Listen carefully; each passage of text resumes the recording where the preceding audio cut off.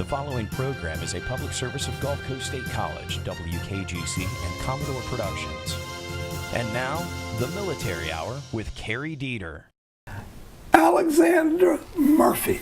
Yes, sir. Welcome back to the Military Hour. Always and I'm going to have you give your official title because I'll never spit it out. I'm the Chief Community Relations Officer with Haney Technical Center. And you've got some important news, and news as in new Yes. news of what's going on at Haney since the storm and Correct. Post-storm. Yes. So you want to let everybody know what's going on out there and what great work you're doing? So since the storm, we definitely had some bumps and bruises like many businesses in our community, but we are fully functional again. We staggered some of our programs as we had to work around our damage, but all of our programs are up and running. Unfortunately, we lost about 22% of our students due to the challenges of whatever circumstances they had. But the good news is some of the programs that typically would never have openings in January will actually have some openings for registration. So our spring registration starts on January 7th, and that's what I was wanting to help get the word out, yes, that we will have openings in most all of our programs. There are a handful of licensure programs that have a different start date. So, for example, cosmetology, nursing, massage therapy, and aviation, those will start at a different time, but the regular programs will be opened, and they can go to our Haney website and see a full listing.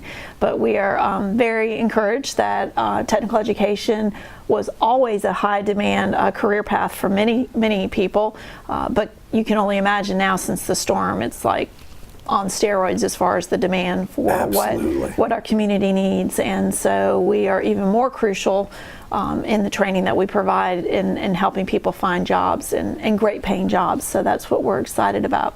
And the one thing you mentioned was our exciting news is we are so excited to be offering a brand new program, totally new in North Florida, but we also understand we're the only technical center in the state that actually has a classroom-based training program for industrial pipe fitting.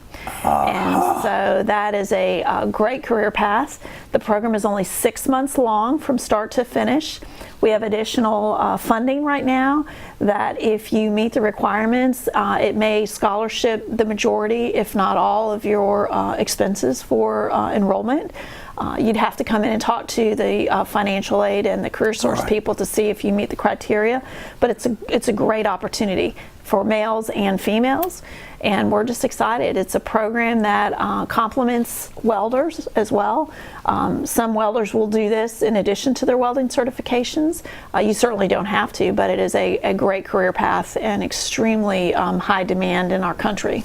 But will become even more high demand in our community given some, opportunities with some employers that have received some substantial contracts. Right, yeah, that's what I was thinking about, alluding to some of the contracts that are going to be here in the port. Absolutely, yes. That's, big business and going to be here for years. Absolutely. So, talk about a career path.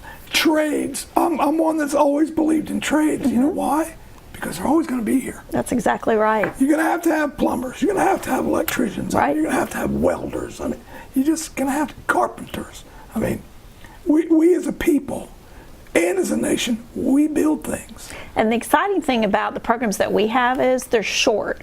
So for somebody that doesn't have 4 years to commit to possibly earning a bachelor's degree, our shortest program is 6 months and our longest is only 2 years. So if somebody wants to get in and get out and they need to be in that workforce sooner than later, it's a great path. We work very closely with Gulf Coast State College and all of the other area post-secondary educational partners, because we do have some students that actually have college degrees and aren't able to find a job that pays what they need, so they will come to us to get additional training. And then we have many students that will do our programs and then perhaps gain confidence and then want to take it to the next level, and we'll do both. So it doesn't always have to be either or. I just like people to understand that career technical education is a great option. College is a great option, but it isn't a one-size-fits-all for everybody. All of us are different, of course, and there are many paths to financial independence, and this is just one of them. But I personally can brag that it is an extremely popular career path right now, and certainly will be an easier one to possibly gain employment locally, given the shortages that we see right now. I hear you, and I'm with you on that. And like I said, I've always been a proponent of the trades, because I learned a trade that when I got out of the service, had I not learned that trade, there were no jobs. I wouldn't have been able to get a job, but I had the trade. So I was able to, and I needed to, because I had a family to support. So, but there again, what really surprises me is a 6-month program. It is. And another thing that is awesome, fabulous. A lot of people think, oh, well, I don't have any experience, I don't know anything about that career. You don't have to. When you start our programs, you don't have to know anything about them. We will train you with the information that you need to be successful in those trades.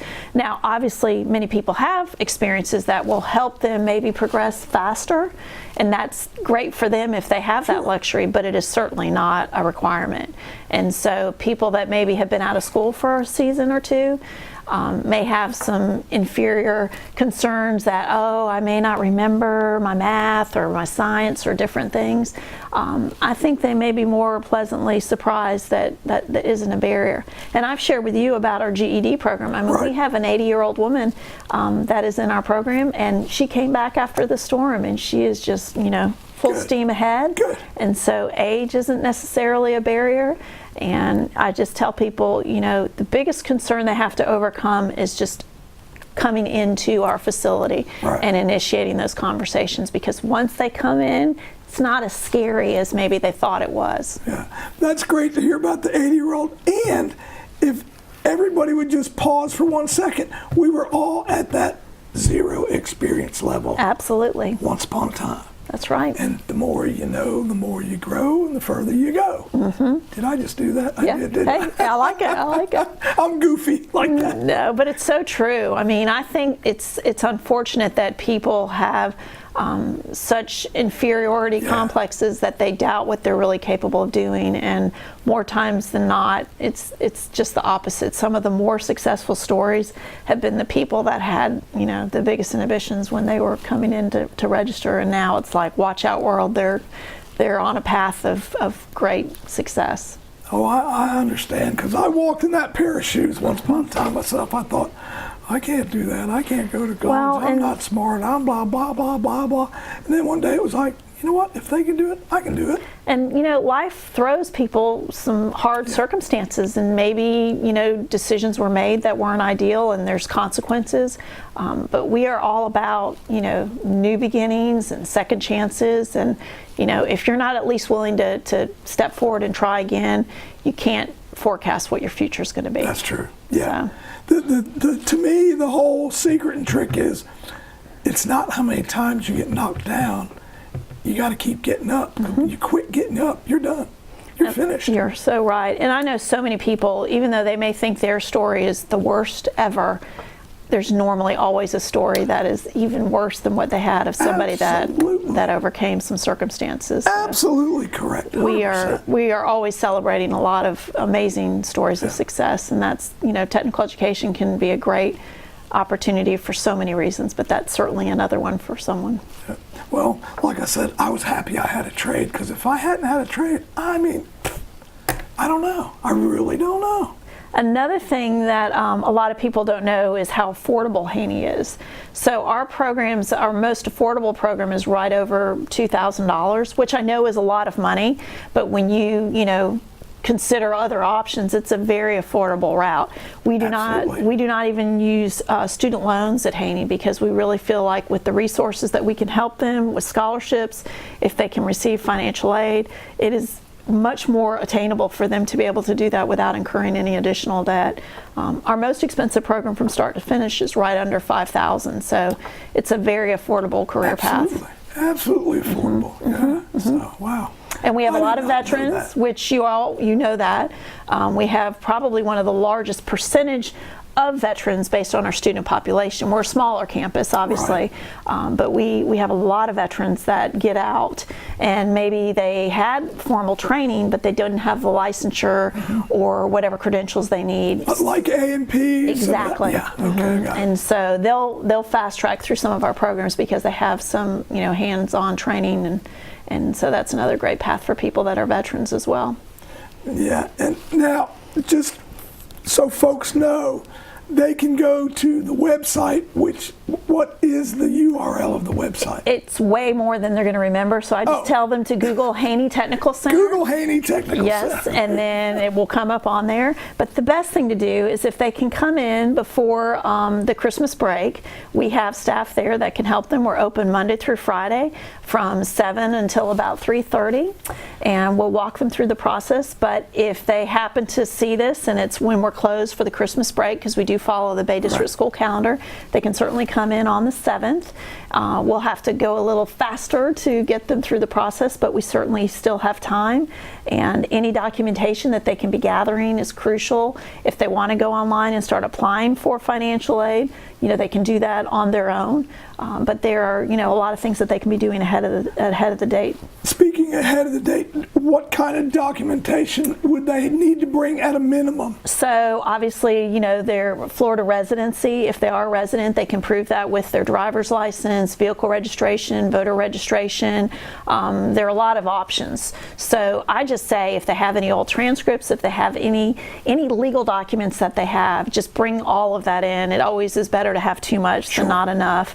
And then if they are under 25, then most of the time their financial aid packet is going to be included with their parents' financial records. So they will need to have access to tax documents, perhaps bank accounts, those kinds of things. Sure. So, Well, that makes sense. Those are some of the things that they need. But again, we'll walk them through that. Is any of that criteria listed on the website? It does refer to what is required, and they can also, Gulf Coast does a lot of actual workshops to help fill out the FAFSA form, which is the federal financial aid. I'm familiar and with that. That's the same application process for all the post-secondary institutions. So it's not unique to Haney. You would just list Haney as the school code, and that is a free application. So make sure if they go online that they are doing the correct one, because some of the other websites will try to charge for the courtesy of directing you there, but it is a free process. Yeah, No, it's that's not good. So yeah, but we have the information on our website, and if people aren't even sure which career path they want, they can come out. We have great counselors there that can talk to them about the different career paths. Possibly they can even go by and look at some of the programs to learn more about them, because like a lot of our tradespeople aren't even familiar with what an A&P mechanic does. Right. And so sometimes they come in for one program and then they decide there's one that is even more attractive to them. Yeah. I had a buddy, a brother, who I didn't know he was enrolled out there, but he was doing the A&P, and I bumped into him, I guess about 2.5, 3 months ago. And I go, hey, how you doing? He goes, man, I'm good. He says, I graduated out there, he says, and I went to work right away. I got my A&P. I'm like, oh, well, and that's a big accomplishment, because that's the FAA. And he's no spring chicken either. Yeah, well. He's younger than me, of course, but. Yeah, but that's a huge accomplishment, because when you get that FAA designation, which is the test they take once they complete that, they're employable anywhere in the world. Exactly. He was a happy camper, let's put it that way. Well, that's great news. Yeah, absolutely. So you're having success. They may not come back and tell you. Probably a few do, but most don't. You'd be surprised how many of them, when they are around in town, if they are still here or if they come back, they love to come back because they're so proud of their accomplishments, and then they want to encourage others that they know are in the same boat they were in a few years behind. So it is awesome. Just do it. That's the thing. Just to do it. Now, 22%. Can you tag a number to that offhand that you said? Yes, that was based on just the averages across the board. So we knew we were going to lose some students because of the storm, and we were really very, very pleasantly surprised that we didn't lose more, because we know that so many of our student populations lived in neighborhoods where there was catastrophic devastation. So a lot of these students are right now homeless. Many of them are living with other family members or students and commuting, but it is so encouraging to me to see that perseverance, that boy, life has thrown them a curveball. And if ever there was a chance where you would want to just throw in the towel and say, I'm not going back to school, they stepped up. And I'm so proud of them, because we can teach them a lot as far as their trades, but you can't teach them to show up and to demonstrate that they're going to keep pushing forward, and that it's a trait that is going to serve them well in life. So that is a spirit of perseverance and life. So, and we all want to get back to normal, and so I think for many of our students, the ray of hope is having that network of their friends and having that learning environment, because maybe when they're at home it is just depressing, and the reality of what is there is just overwhelming. So this gives them a little light to see that, I am on the path and it is going to get better. And I imagine, this is just imagining, there are probably a lot, because I'm kind of in this boat, so to speak. I don't really want to go out unless I have to. Yeah, well, it's easy for all of us to fall into that depression, and that's something real that people need to be aware of, because it weighs on you. You can become desensitized because we see it, but then pockets of emotion can just catch you off guard.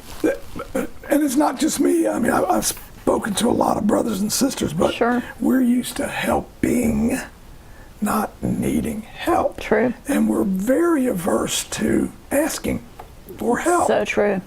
That we want to come help you. Our house might be on fire, burning down, and you've got a broken water pipe. Well, let's go fix our pipe first. Well, that just then we'll get to that. Speaks to our caring community, and people need to be willing to be on the receiving end, because it makes them a more compassionate giver when they get to switch back to those roles. So we all need to have a little bit of a taste of everything to be better stewards of what we do to help each other. That's true. That is true. But again, it's, and I don't know why it's like this. It's like, we want to go help everybody else, and you'll get to us. We're good. Yeah. We're not, but we're going to tell you, we're good. And I think that's probably why we haven't been getting maybe as much national publicity, because our people, we're all helping take care of each other. And that isn't always the norm when you have some catastrophic damages. But our community is strong and determined, and we're fighters. And doesn't mean we don't get some bumps and bruises, but we're gonna do our best to help each other. And in this kind of a situation, it will take all of us working together. And this was devastating. I mentioned to a previous guest that I've been through lots of them, and this one was one of the worst. I was there for Andrew. Anyway, I won't name them all, but this one was bad. They say Cat 4. I'm thinking, bingo. Yeah, I've heard the same. The amount of devastation and destruction is just, wow. Andrew was horrible, and this is, to me, was worse. Yeah. But I can see flickers of hope, and I know that, we will be a stronger community once we can get to the other side. It's just, we've got to keep left foot, right foot until we make it there. That's it. Got to keep moving forward. There's no doubt about that. And I think with the givens, because we're now, a couple days past 60, 62 or 63rd day, and everybody, and of course there've been a lot of out-of-towners here, and thankfully so, for the most part. Sure. The cleanup and debris, and I mean, they're knocking it out as fast and as hard as they can go. Absolutely. And I can see improvements, but there's a whole lot more that's got to happen. Yeah. It needs to be done, and it will be. Yeah. So if we can just take that patience pill every morning when we get up. Can you give me some of that script if you've got it? 'Cause it's a hard pill to swallow. It really is. It really is. And dealing with the traffic hasn't been all that much fun either. No, but God love that we have roads that are open, and we have vehicles that we can drive in, and so it could be much worse. It could be better, but it could be much worse. Personally, I'd like to see whomever is in charge, Florida Department of Transportation, whatever, let's have a little more ingress and egress to get into this area. Agreed. Because the arteries that we have now, 231, 77, 79, 98, I mean, they're all choke points, they're bottlenecks. Well, like you said, it really was the perfect storm when it came to all of the challenges that are a result of it. Yeah. But we'll get through it, Oh, yeah. and Haney Technical Center is committed to doing the part that we can to help with our labor force and serving our students, and it's going to take all of us working together to get our community back to 850 strong. And exactly, and who knows, in the future, Haney might be doubled in size and buy some land around it, and you might have 6 lanes of traffic out 77. I mean, who knows where it's going to go. Well, the demand is certainly there, but I'm telling you, we're fierce and mighty with what we've got right now, so That's we're true. going to keep doing what we're doing. And thank you for doing what you do, because you do a tremendous job Well, out thank there. you, and it's a passion, and I see what we do, and I believe in it, and so there you go. it's a pleasure to help educate people on technical education, because not everybody understands what great opportunities there are out there, and so I'm grateful for that opportunity to be a spokesperson for Haney. Yep, it's like looking for gold. You got to dig to get there. That's right. The secret is getting out now. Yep, it's getting out. That's right. And I'm thankful to Gulf Coast State College for allowing me to be doing this, because this is just fun for me. And getting the word out to the public is what matters. Well, and they've always been such a great community partner and doing things for our community, and I agree. Yeah, I mean, and they treat me fabulously, and my pay scale is through the roof. Seriously, I'm on volunteer pay. I get a new zero every year. You're so valuable. You're so valuable. They can't afford to pay you what you're worth. They'll be glad when I'm gone, no doubt. No, But in any event, Alex, it's always a pleasure. Thank you. You too. God bless you. Thank you for coming in. Appreciate Thanks you for helping sharing. spread the word. Hey, that's what we're here for. Thank you. And that's all we're here for. Thank you. Appreciate it. Yes, ma'am.